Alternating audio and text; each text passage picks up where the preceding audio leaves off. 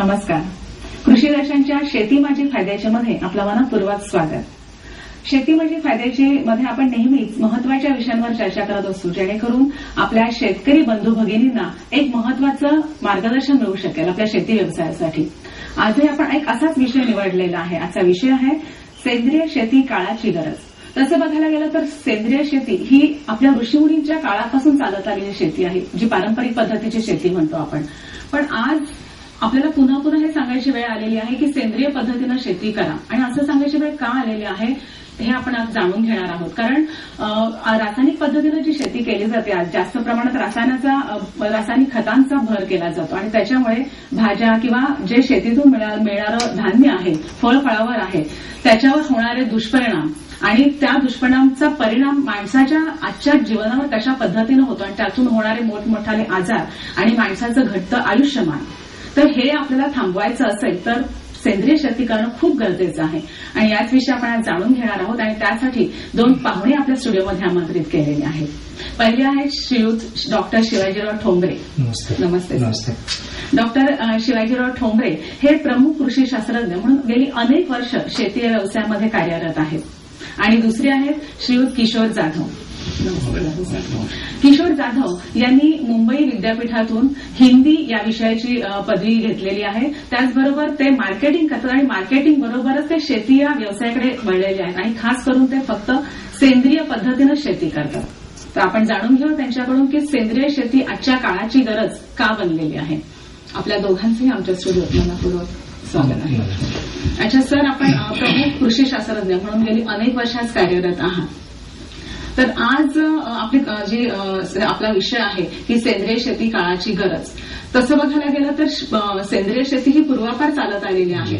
पण मग आज पुन्हा परत हे सांगायची वेळ का आलेली आहे की सेंद्रिय पद्धतीनं शेती करा. तुम्ही उल्लेख केल्याप्रमाणे मगाशी म्हटल्याप्रमाणे की फार पूर्वीपासून आपल्याकडे सेंद्रिय शेती चालू आहे. आपली म्हणजे अगदी आजोबा पंजोबाच्या काळामध्ये जी शेती होती ती उरून पुरून राहायची, कारण त्यामध्ये त्यांनी शेतीमध्ये भरपूर सेंद्रिय पदार्थांचा वापर केला. म्हणजे त्यावेळेला गाई गुरं जनावर भरपूर असल्यामुळे मोठ्या प्रमाणामध्ये शेणखताचा सेंद्रिय मटेरियल शेतामध्ये खूप जात होतं. परंतु अलीकडच्या काळामध्ये काय झालं की अलीकडचा काळ हा हायब्रिडचा जमाना आला. म्हणजे हायब्रिड ह्या शब्दाचा अर्थ की संकरितपणा, उन्नतपणा जास्तीत जास्त मिळवण्याचा हव्यास. त्यामुळे आपण नकळतपणे रासायनिक खतं, रासायनिक औषधं, फवारण्या वगैरे भरपूर नकळतपणे आपण त्या भूमीवरती, आपल्या मातीवरती आपण अत्याचार केला, खूप मारा केला. आणि त्यामुळं 70-80 टनाचा एखादा ऊसमळा असेल तर तो आज नातवंडाच्या काळामध्ये 20-25 टनावर आला, तर तो परत 20-25 टनावरनं परत आजोबाच्या काळामध्ये 70 टना न्यायचा असेल तर आपल्याला सेंद्रिय शेतीशिवाय पर्याय नाही. ही काळाची गरज झालेली आहे.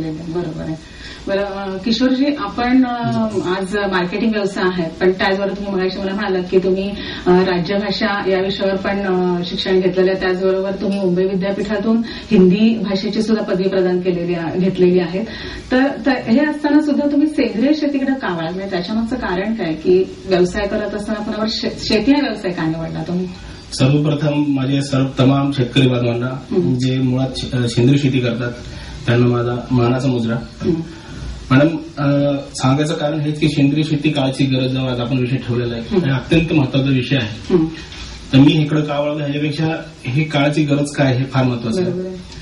महत्वाची गोष्ट अशी आहे की प्रत्येक जण आज म्हणतोय की भारत हा महासत्ता झाला पाहिजे, भारताची ओळख अख्ख्या जगावर झाली पाहिजे.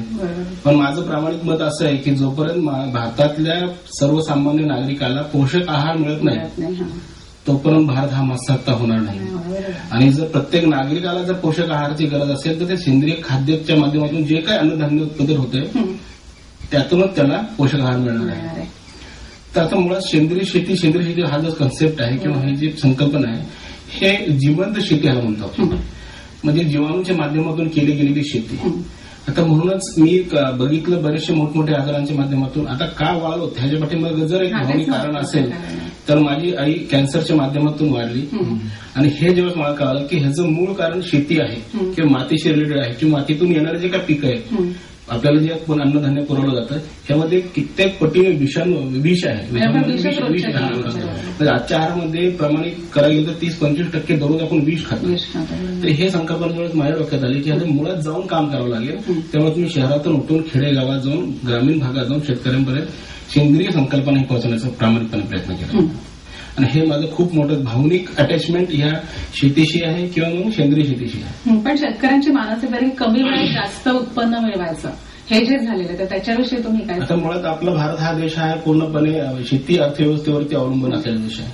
आज तसं बघायला गेलं तर शेतकऱ्यांची खूप दयनीय अवस्था आहे. जसं जर बघायला गेलं तर मग तो शेतकरी रासायनिक माध्यमातून पीक पिकू द्या किंवा सेंद्रिय माध्यमातून पीक विकू द्या पण लोकांची अशी मानसिकता झालेली की आपण रासायनिक खतांचा किंवा रासायनिक औषधांचा जर उपयोग केला तर लवकरात कमी कालावधीमध्ये आपलं उत्पन्न मिळतं. पण आजच्या कालावधीमध्ये आपल्या सायन्सने इतकी प्रगती केलेली आहे की मुळात जे रासायनिक खताच्या माध्यमातून उत्पन्न निघत नाही ते जैविक तंत्रज्ञानाच्या माध्यमातून बायोटेकच्या माध्यमातून एवढी मोठी प्रगती केलेली आहे की ते त्याहून कमी काळामध्ये अधिक उत्पन्न आणि सकस उत्पन्न आपल्याला मिळतं. ती शेतकऱ्याची मानसिकता बदलण्याची गरज आहे कारण शेतकऱ्याला खर्च कमी आहे आणि खर्च जास्त आहे आणि उत्पन्न कमी आहे ही त्यामुळे त्याची ती मानसिकता आहे की ह्याला लागणारे लेबर किंवा लागणारे काल त्यामुळे तो कुठेतरी संकुचित वृत्तीने बघतोय सेंद्रिय शेतीकडे पण त्यांनी ते मानसिकता बदलायला हवी.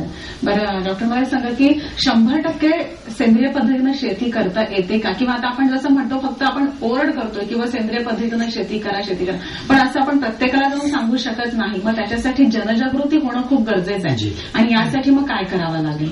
काय होतं की सेंद्रिय शेती ही खूप मोठी ब्रॉड कन्सेप्ट आहे. मुळात काय असतं की आपण वरवर खूप बोलतो परंतु ज्या शेतीमध्ये आपण हे निर्माण करणार आहोत जी पिकं त्यांना काय हवं एक्झॅक्ट तिथली माती त्या क्वालिटीची आहे की नाही आहे त्यामुळं तिथलं सगळं अनालिसिस रिपोर्ट आपल्या हाती असतील तर त्याप्रमाणे आपण त्या क्वालिटीचं उत्पादन आपण काढू शकतो सेंद्रिय शेतीमध्ये. जसं टोमॅटो सारखं अगदी 3 महिन्याचं पीक घेतलं तर टोमॅटो सारख्या 3 महिन्याला कमीत कमी 12 ते 18 फवारण्या रासायनिक केल्या जातात आणि तेवढ्याच 5-6 प्रकारच्या ड्रेंचिंग ज्याला आपण आळवण्या म्हणतो त्या घातल्या जातात. त्यातलं जर 100 ग्रॅम जर भाजीपाला आम्ही चेक केलं आमच्या दवाखान्यामध्ये तर त्याच्यामध्ये 30 ते 35 ग्रॅम आपण पॉयझनस निर्माण करतोय म्हणजे खातोय आपण त्याच्यामध्ये. त्यामुळं स्टेपल फूड ज्याला आपण सुरक्षित अन्न निर्मितीतलं जर पाहिजे असेल तर आपल्याला सेंद्रिय शेतीतले जे काही प्रोडक्ट आहेत किंवा जे काही सेंद्रिय शेती म्हणजे केवळ नुसते जैविक खताची 50-50 किलोची पोती विकणं अशातला भाग नाही. जे तुमच्या शेतामध्ये पुनर्भरण आहे अवशेष आहेत सेंद्रिय याच्यामध्ये त्याचाच रिसायकलिंग ऑफ फूड्स म्हणजे त्याचाच वापर करणं म्हणजे सेंद्रिय शेती. अशा प्रकारचे आपल्याला अगदी लो कॉस्ट आहे म्हणजे कमी खर्चात जास्तीत जास्त मिळवण्याचा कन्सेप्ट म्हणजे सेंद्रिय शेती. पण ते 100% सगळ्याच पिकांना 100% सेंद्रिय पद्धतीने आपण करू शकतो का? नाही. काय वेळेला मी मगाशी म्हटल्याप्रमाणे अनालिसिस रिपोर्ट करून मग आपल्याला करावं लागतील कारण काय होतं की एकदम जर तुम्ही सेंद्रिय शेतीकडे वळला तर स्लो रिलीजिंग ग्रोथ आहे त्याची आणि रासायनिक एकदम करत राहिलो तरी आपल्याला त्याचे दुष्परिणाम आहेत. त्यामुळे मला असं वाटतं की एन्सार टाईपनं आपल्याकडे जावं लागेल. आजच्या शेतीचा जर विचार केला महाराष्ट्रातल्या शेतीचा पूर्णतः विचार केला तर एन्सार म्हणजे एकात्मिक वेळच्या वेळ लागणारं सेफ फॉर सेंद्रिय आणि फॉर रासायनिक म्हणजे तिन्हीचा मेळ केला आपण तर आपण व्यवस्थित जाऊ शकतो कारण पिकं हायब्रिड आहेत आणि हायब्रिड या शब्दाचा मगाशी मी म्हटल्याप्रमाणे की जास्तीत जास्त उत्पादन मिळण्याचा हव्यास जो आहे तो प्राप्त करायचा असता आपल्याला तिन्हीचा मेळ करावा लागेल. कारण जास्त उत्पन्न आणि त्याचबरोबर तेवढं म्हणजे तुमचं धान्याचं उत्पन्न झालंच पण त्याचबरोबर पैशांचा हव्यास की पैशांपोटी हे सगळं बीज माणसाला दिलं जातं असं त्याच्याविषयी तुमचं काय म्हणणं आहे? स्टेपल फूड व्हायलाच पाहिजे. सुरक्षित अन्न निर्मिती करायचं असेल तर आपल्याला सेंद्रिय जे पदार्थ आहेत त्यांचा वापर जास्तीत जास्त केला पाहिजे आणि जमिनीमध्ये ह्युमसचं प्रमाण जास्त वाढलं पाहिजे. ह्युमस म्हणजे कुच्चित मृदा म्हणजे तर आपण गिरणीतनं पीठ दळून आणल्याचं जसं मऊ मुलांना लागतं तशा प्रकारचे जमिनीची सुपीकता आणि फर्टिलिटी की ज्याला सुपीकता आणि प्रोडक्टिव्हिटी उत्पादन क्षमता ही वाढवायचं असेल तर आपल्याला सेंद्रिय शेतीशिवाय पर्याय नाही. पण आता जसं हे म्हटलं जातं की सेंद्रिय शेती परवडत नाही अशी जी ओरड केली होती, परवडत नाही म्हणजे काय, म्हणजे परवडण्यासाठी काय उपाय आहेत? आपल्याकडे जे स्थानिक परिस्थितीत जे उपलब्ध असेल त्याचा वापर केला तर ऑटोमॅटिकली लो कॉस्ट टेक्नॉलॉजी, कमी खर्चात आपण सेंद्रिय शेती चांगल्या प्रकारे, उदाहरणार्थ समजा गांडूळ खत निर्मिती असेल किंवा सेंद्रिय खत निर्मिती असेल, नॅडॅप पद्धतीने असेल, जे काय वापरता येईल किंवा आपल्याकडचे झाडपाल्यांचे जे काही अवशेष आहेत त्याचा वापर करणं असेल, बीवड असेल, ग्रीन मॅन्युरिंग असतील, ताग धेंच्या ग्लिसिडा वगैरे, ह्या सगळ्यांचा वापर करणं म्हणजे सेंद्रिय शेतीतलाच प्रकार आहे. किंवा शेणखत मोठ्या प्रमाणात असेल तर त्याचा यूज करणे, अशा प्रकारचं. पण आता एखादा सर्वसामान्य शेतकरी असं म्हणतात की नाही आम्हाला त्याच्या काही म्हणजे प्रत्येकाच्याच घरी काही गाई म्हशी वगैरे नसतात, पण त्याला ते विकत घेऊन ते शेतीमध्ये घालावं लागतं, मग ते परवडत नाही, मग त्याच्यासाठी काय करायचं? असे आता सेंद्रिय याच्यामध्ये खूप चांगले मायक्रोबल ब्रॉथ तयार झालेले आहेत अगदी चांगल्या प्रकारचे, त्याचाही वापर आपण करू शकतो मोठ्या ह्याच्यामध्ये. किंवा आंबवणं म्हणतो आपण, कन्सेंट्रेट मायक्रोबिलिटीज त्याच्यामध्ये वाढ करणं, हे म्हणजे कमी खर्चात आपण जास्त करू शकतो. किशोर सर, आपण गेली अनेक वर्ष म्हणजे किती वर्षापासून आपण या सेंद्रिय शेतीकडे वळलात आणि काय काय म्हणजे तुम्ही त्याच्यामध्ये हे केलेलं की मार्गदर्शन काय केलं किंवा स्वतः तुम्ही कोणतं उत्पन्न केलं आहे सेंद्रिय? असं मी माझे गेले 2006 पासून ह्या क्षेत्रात कार्यरत आहे आणि आता पुढे ह्या क्षेत्रात आपलं पूर्ण आयुष्य याच्याचं मी ठरवलं आहे. आणि मी माझ्या प्रत्यक्षात सर्वप्रथम सेंद्रिय शेतीचा प्रयोग माझ्या स्वतः शेतात केला.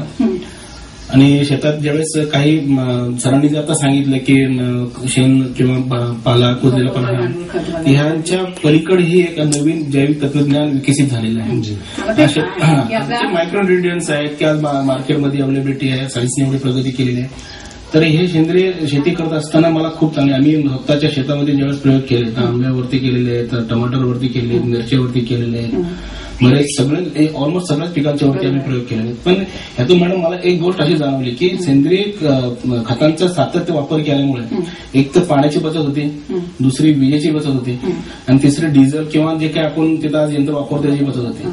कारण हे असं आहे की सेंद्रिय पद्धतीचा ज्यावेळेस आपण वापर केला त्यामुळे जमीन ही भुसभुशीत होते. ज्यावेळेस आपण ट्रॅक्टरने नांगरणी करतो किंवा बैलांनी नांगरणी करतो तर कमी कालावधीमध्ये आपल्याला जास्त मेहनत काम होऊन निघते. ते जर तुम्ही रासायनिक शेतीच्या पद्धतीने तुम्ही कराल तर जमीन ही मुळात कडक झाल्यामुळे नांगरणी करणं ही अवघड झालेलं आहे. मग ट्रॅक्टरला जिथं अर्धा तास लागा पाहिजे किंवा 1 तास लागा पाहिजे तिथं 1.5 ते 2 तास लागतात. आपण जेव्हा ग्लोबल वॉर्मिंगचा विचार करतो त्यावेळेस हा विचार तिथं आलाच पाहिजे किंवा सेंद्रिय शेतीच्या माध्यमातूनही इथे कुठेतरी पर्याय त्याला शोधू शकतो की आज इंधनची बचत एक आपल्या देशासमोरची आज खूप मोठी समस्या आहे, विजेची बचत आज खूप मोठी समस्या आहे. तर हेही सेंद्रिय पद्धतीने करता येतं. तुम्ही म्हणता की रासायनिक शेती, रासायनिक खतांचा वापर केल्यामुळे गांडूळ घाबरल्यासारखे झालेले आहेत, तर त्यांच्यामुळे शेती भुसभुशीत, जमीन जी भुसभुशीत होते ती होत नाहीये. आता काय झालं की सातत्याने जे रासायनिक खतांचा वापर मारा केला जातो किंवा मग रासायनिक कीटकनाशकांचा वापर केला जातो. शेवटी गांडूळ पण एक जीवच आहे. त्याचं काम काय तर सायंटिफिकली सर त्याच्याबद्दल भरपूर चांगलं सांगू शकतो. पण गांडूळ दिवसभरामध्ये 25 फीट खालीवर करत असतो आणि त्याला शेतकऱ्याचा मित्र म्हणून आपण संबोधतो वगैरे. पण तो काय घाबरलाय म्हणजे तो आपला जीव वाचवण्यासाठी खूप खाली जाऊन शिफ्ट झालेला, कुठे गायब झाले नाही, ते खाली गेलेले आहेत. पण तुम्ही त्या क्षेत्रामध्ये जर जैविक तंत्राचा वापर केला, खतांचा वापर केला तर ते तुम्हाला परत येऊन त्यांचं काम परत पूर्ववत करतात. म्हणजे जमीन मुळात भुसभुशीत करायचं काम परत ते सुरू करतात. तर ह्या पद्धतीने गांडुळीचं कुठं पुनर्वसन झालं नाही, ते आहे तिथंच आहे, फक्त ते लपून बसलेले आहेत. अशा डॉक्टर, आपण एक प्रमुख शेती शास्त्रज्ञ म्हणून कार्यरत आहात, तर सेंद्रिय शेती काळाची गरज हा जो आजचा आपला विषय आहे, तर त्याच्यासाठी आपल्या शेतकरी बंधू भगिनींना आपण एक प्रेमाचा संदेश काय द्याल की सेंद्रिय शेती का काळाची गरज बनलेली आहे? सेंद्रिय शेती करत असताना काय करायचं यापेक्षा काय करायचं नाही हा त्यांनी जर विचार केला प्रत्येक शेतकऱ्याने, तर मला वाटतं आपण सेंद्रिय शेती नकळतपणे करू. उदाहरणार्थ आपल्या भूमातेवर, आपल्या आईवरती जो आपला अत्याचार चाललेला आहे रासायनिक खतांचा, रासायनिक औषधांचा, तणनाशकांचा, तो जरी आपण माफक केला, जेवढा हवा तेवढाच केला तरी नकळतपणे आपण आपली भूमाता वाचवू शकतो. आणि जर आपली शेती वाचली तरच आपण वाचणार आहोत आणि राष्ट्र जागवणार आहोत. तर हा एक मला असं वाटतं की सेंद्रिय शेतीमधला अत्यंत मोलाचा संदेश मी म्हणेन. बरोबर. आज आपण दोघे आमच्या स्टुडिओत येऊन आपण या विषयावर चर्चा केली, त्याबद्दल दूरदर्शनच्या वतीनं मी आपले आभार मानते. नमस्ते. सेंद्रिय शेती काळाची गरज हा आपला आजचा विषय होता आणि या विषयातून आपण जे काही शिकलेलं आहे ते महत्वाचं हे आहे की रासायनिक पद्धतीनं शेती करणं हे आपल्या आजच्या जीवनमानावर किती दुष्परिणाम करणार आहे. त्यातून जे काही दुष्परिणाम आपल्याला जाणवतात ते होऊ नये, त्याच्यासाठी सेंद्रिय पद्धतीनं शेती करणं खूप गरजेचं आहे. हेच आपण अजून यातून शिकलेलो आहोत. याचबरोबर आजची चर्चा आपण इथेच संपवतोय. नमस्कार.